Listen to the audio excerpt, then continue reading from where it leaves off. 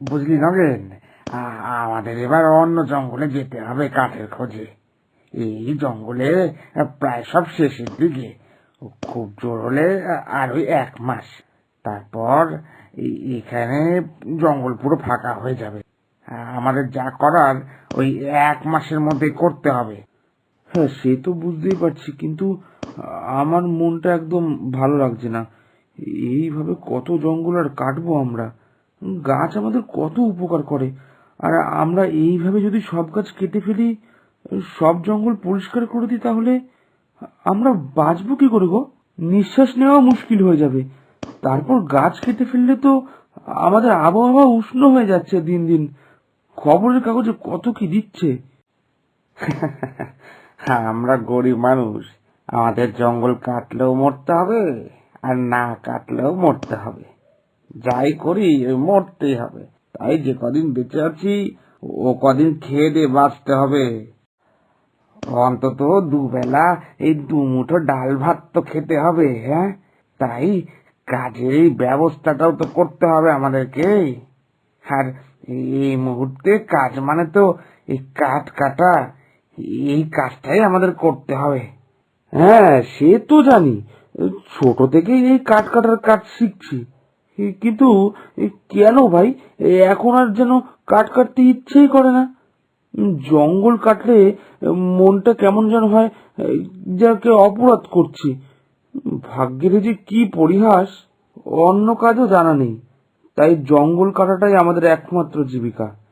এইভাবে যে এইভাবে যে নিজের হাতে আর কত গাছ কাটতে হবে কে জানে। আরে ভাই, তুই গাছ কাটবি না তাহলে অন্য কেউ কাটবে। তাই নিজেকে এত অপরাধী ভাবিস না। এখনকার বাজারে কাঠের কত চাহিদা বলতো। কাঠ দিয়ে কাঠের আলমারি, ঘরের নানান জিনিসপত্র, এমনকি ওই দেশলাইয়ের কাঠি পর্যন্ত এই কাঠ দিয়ে বানাতে হয়। তাহলে কাঠ আমরা কাটি আর অন্যেরা, এই গাছ তুই বাঁচাতে পারবি না। এটা অবশ্য ঠিক কথা, আমরা না হলে অন্যরা। কিন্তু যেই গাছ জঙ্গল কিছুই নিরাপদে নেই, কেউ না কেউ সব একদিন সব শেষ করেই দেবে। আর কি।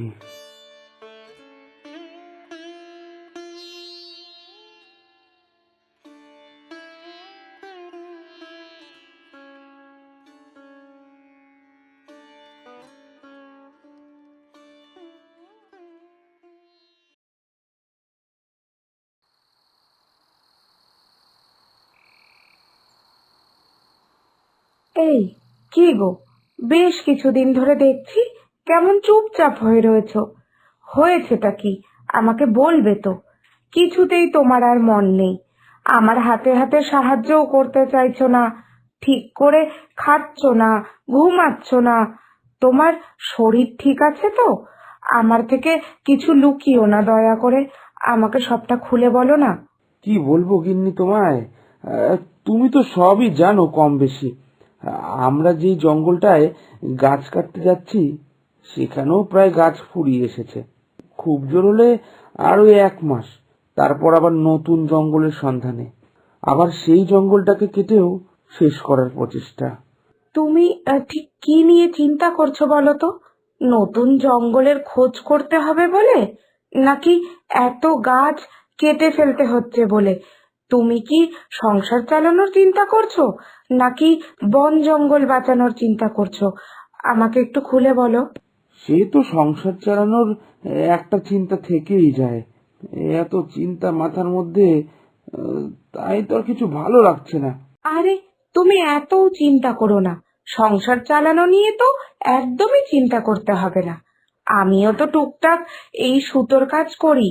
তুমি যতদিন না নতুন জঙ্গলের খোঁজ পাচ্ছ, ততদিন না হয় আমি একটু বেশি করে সুতোর কাজ করব। ওতে ঠিক সংসার চলে যাবে। আর এখনো তো আপাতত কিছুদিন ওই পুরনো জঙ্গলটা কেটেই সংসারটা চালাতে পারবে। মানে এখনো তো পুরনো জঙ্গলের সব গাছ শেষ হয়ে যায়নি, তাই না? হ্যাঁ, সেই আর কিছুদিনে পুরনো জঙ্গলটা পুরো কেটে শেষ করে ফেলবো, পুরো কেটে ফেলবো।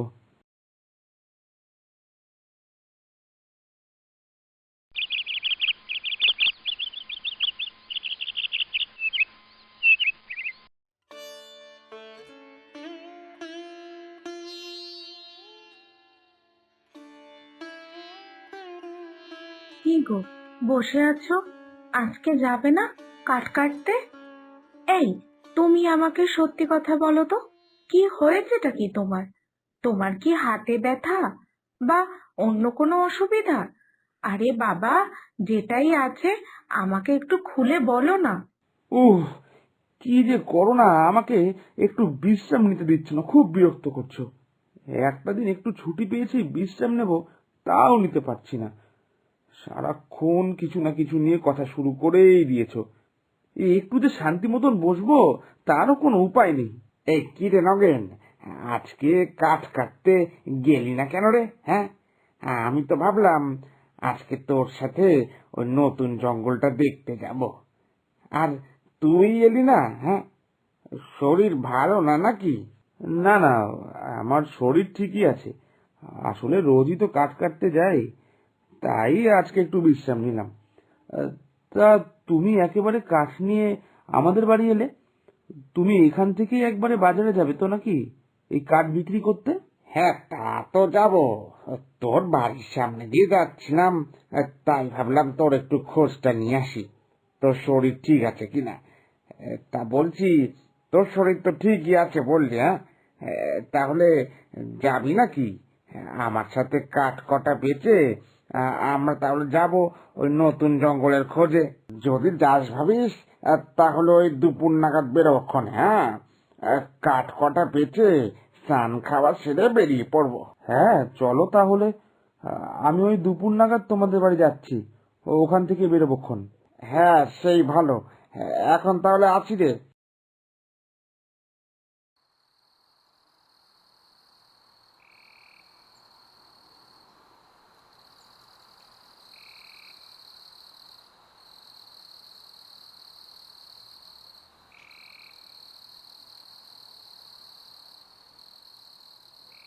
বুঝলে গিন্নি, একটা জঙ্গলের খোঁজ পেয়েছি। জঙ্গলটা একটু ছোট, কিন্তু তা ওই জঙ্গল থেকে কয়েক মাস কাঠ নিতে পারবো, তারপর ভাবা যাবে। তবে তোমার থেকে আর কি লুকোবো গিন্নি, ভাবছিলাম তোমাকে আর বলবো না, কিন্তু আর চেপেও তো রাখতে পারছি না নিজের কষ্টটা।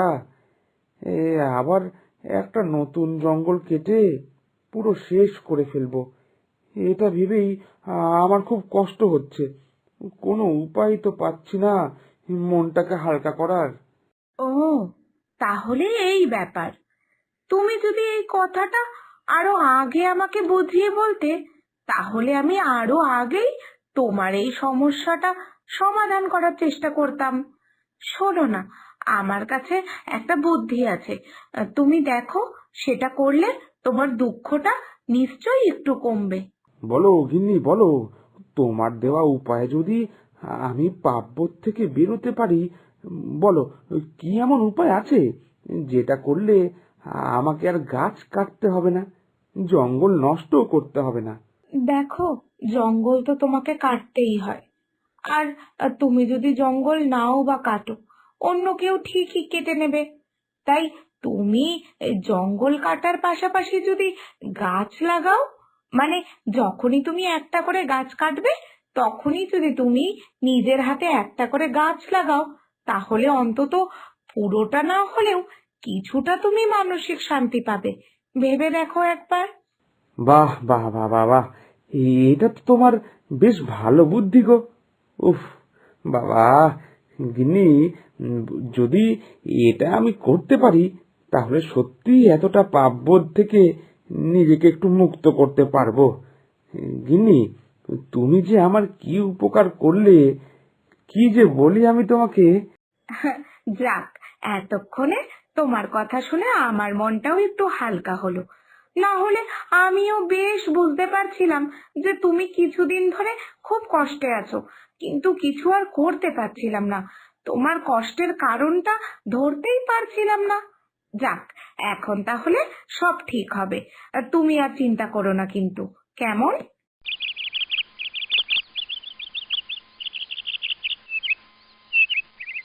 তোর এই বুদ্ধিটা বেশ ভালো।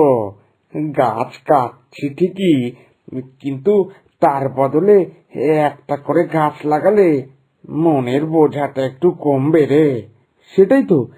সেটাই আমারও গো।